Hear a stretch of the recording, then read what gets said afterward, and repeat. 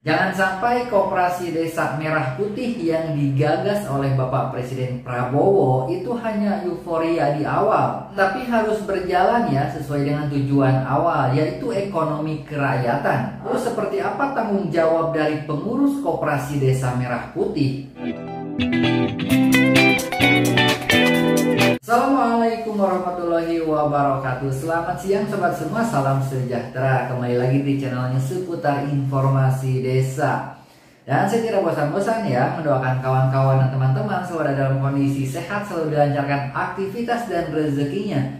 Amin ya rabbal alamin. Nah sobat, kita ketahui ya masih di perbincangan hangat ya mengenai Koperasi Desa Merah Putih ini. Nah mungkin saja di seluruh Indonesia sudah terbentuk ya. Kita lihat ya di pengurusan itu seperti apa sih tanggung jawabnya. Yang kita ketahui ada 5 pengurus ya di bidangnya masing-masing untuk Kopdes ini. Yang pertama itu adalah ketua, yang kedua sekretaris, yang ketiga bendahara, yang keempat adalah wakil ketua bidang usaha, dan yang kelima adalah wakil ketua di bidang anggota. Nah seperti apa tugas dan fungsi dari pengurus ini kita akan coba bahasnya satu persatu ya. Dalam Koperasi Desa Merah Putih ini keterlibatan semua keanggotaan baik kepengurusan, kepengawasan dan anggota koperasi ini sangat berperan ya.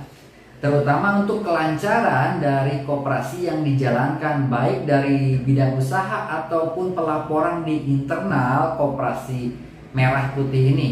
Nah, jadi semua ini harus bekerja sama serta memiliki chemistry yang baik ya di dalam berorganisasi. Chemistry seperti main bola saja. Oke, yang pertama kita akan coba bahas tanggung jawab ataupun fungsi dan tugas dari wakil ketua bidang anggota. Yang pertama adalah mengkoordinasi rekrutmen anggota baru dan pembinaan keanggotaan.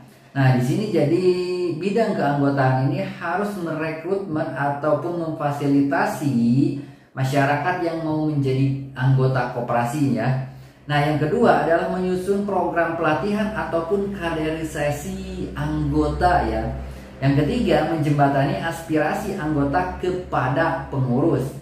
Yang keempat, mengelola data keanggotaan dan menyusun laporan sosial koperasi. Kelima adalah meningkatkan partisipasi aktif anggota dalam kegiatan koperasi. Jadi secara umum, wakil ketua bidang anggota ini memiliki fungsi dan tugas adalah mengelola urusan keanggotaan dan memastikan keterlibatan aktif dalam anggota untuk memastikan koperasi ini tetap ada anggotanya ya. Yang kedua adalah wakil ketua di bidang usaha. Apa fungsi dan tugasnya? Yang pertama adalah menyusun rencana bisnis dan pengembangan usaha koperasi. Nah, di sini harus memiliki ide-ide ataupun gagasan mengenai peluang usaha ataupun menciptakan usaha yang baru yang bisa produktif nantinya untuk menghasilkan pundi-pundi uang ya ataupun keuntungan.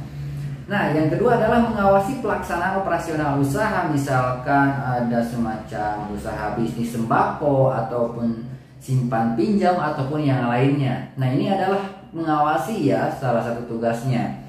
Yang ketiga adalah menganalisis peluang usaha baru sesuai dengan potensi desa. Nah tadi sudah dikatakan ya yang di awal. Jadi peluang usaha itu harus kita teliti seperti apa, ataupun nantinya ide-ide usaha apa yang akan dimunculkan supaya menjadi ataupun menghasilkan keuangan dan keuntungan. Oke, yang keempat adalah bekerja sama dengan pengelola dan manajer unit usaha untuk meningkatkan efisiensi. Nah, yang terakhir menyusun laporan kinerja usaha kepada ketua dan RAT atau rapat anggota tahunan. Nah, jadi secara umum ya, untuk wakil ketua bidang usaha ini adalah tugasnya merancang, mengawasi dan mengembangkan unit-unit usaha yang nantinya akan dibangun oleh Koperasi Desa Merah Putih ini sobat. Ketiga adalah bendahara yang memegang uang ya. Apakah uangnya dipegang? Enggak seperti itu. Nah, ini dia tugas dan fungsinya. Yang pertama adalah menyusun dan mengelola anggaran koperasi. Yang kedua, menyiapkan laporan keuangan bulanan dan tahunan. Jadi harus secara kontinu ya dilaporkan ataupun dibuatkan administrasinya. Yang kedua, menyimpan dan mencatat transaksi keuangan koperasi ya. Jadi masuk keluar ataupun debit kreditnya itu sudah harus tercatat ya setiap bulannya secara kontinu dicatat. Oke. Yang keempat, menyampaikan laporan keuangan secara terbuka kepada anggota dan RAT. Jadi secara terbuka ya, diundang setiap tahunnya, nah dibuka untuk laporan keuangannya. Yang kelima, bekerja sama dengan auditor koperasi atau pengawas. Secara umum untuk bendahara ini tugasnya adalah pengelolaan keuangan secara baik, profesional, dan akuntabilitas tercatat ya. Jadi semua pengeluaran pemasukan itu harus ada catatannya. Itu secara umum untuk tugas dan fungsi dari bendahara Koperasi Desa Merah Putih. Keempat, yang tidak kalah penting adalah sekretaris. Nah, apa sih tugas fungsinya ini? Nah, kalau secara umum ya, untuk tugasnya ini yang pertama ini adalah mengelola arsip koperasi dan surat menyurat masuk ataupun keluar. Nah, jadi harus tercatat ya registrasinya dan mengelola arsip ini. Yang kedua adalah menyusun notulensi rapat, surat menyurat, dan dokumentasi resmi koperasi. Nah, ini harus ya disusun secara rapi dengan tata kelola dan manajemen administrasi yang baik ya sekretaris ini.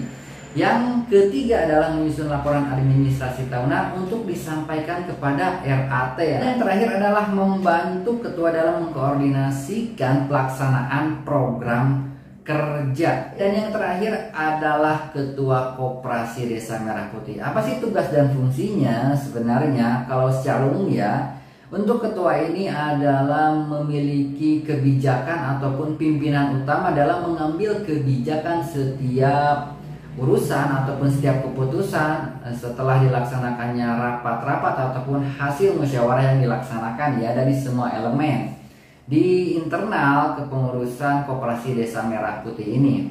Nah sobat, apa sih tugas dan fungsinya? Yang pertama adalah memimpin rapat pengurus dan rapat anggota tahunan atau RAT ya, dipimpinnya langsung oleh ketua ini. Yang kedua adalah mewakili koperasi dalam hubungan eksternal dan kemitraan strategis. Misalkan ada kerjasama nih dengan pihak lain, BUMN ataupun yang lainnya. Nah ini harus mewakili ya ketua ini demi kelancaran usaha yang dijalankan oleh koperasi. Oke, yang ketiga adalah mengarahkan kebijakan umum koperasi berdasarkan keputusan RAT. Nah, oke, selanjutnya adalah menandatangani dokumen-dokumen penting koperasi. Apakah yang tidak penting harus sama ketua juga? Ya itu tergantung ya, tergantung dari manajemen koperasi tersebut.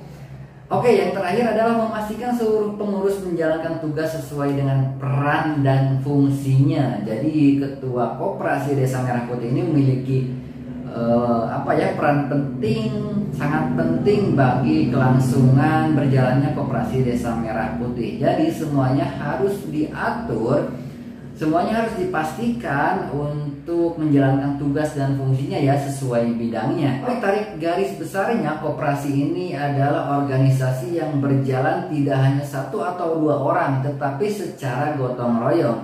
Jadi kolaborasi dan kerjasama antara pengurus, pengawas, dan anggota itu harus balance ya. Dan kebijakan yang diambil itu harus mensejahterakan ataupun baik untuk semua.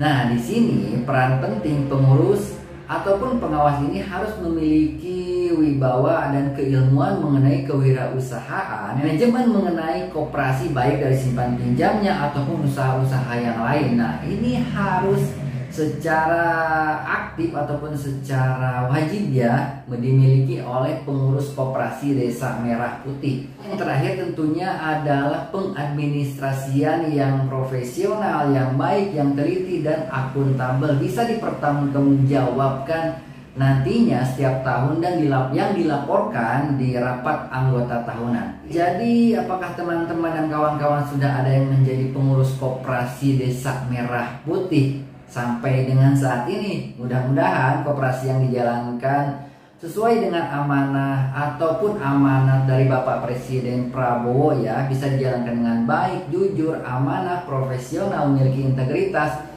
dan menghasilkan apa yang menjadi keinginan pemerintahan desa ataupun kepengurusan koperasi yang ada. Demikian informasinya, mudah-mudahan bermanfaat. Silahkan berikan komentarnya dan jangan lupa dukung channelnya ya. Selalu jaga kesehatan, jaga pola makan sobat, istirahat yang cukup, dan olahraga yang teratur bila perlu, dan selalu semangat menjalani aktivitasnya. Wassalamualaikum warahmatullahi wabarakatuh.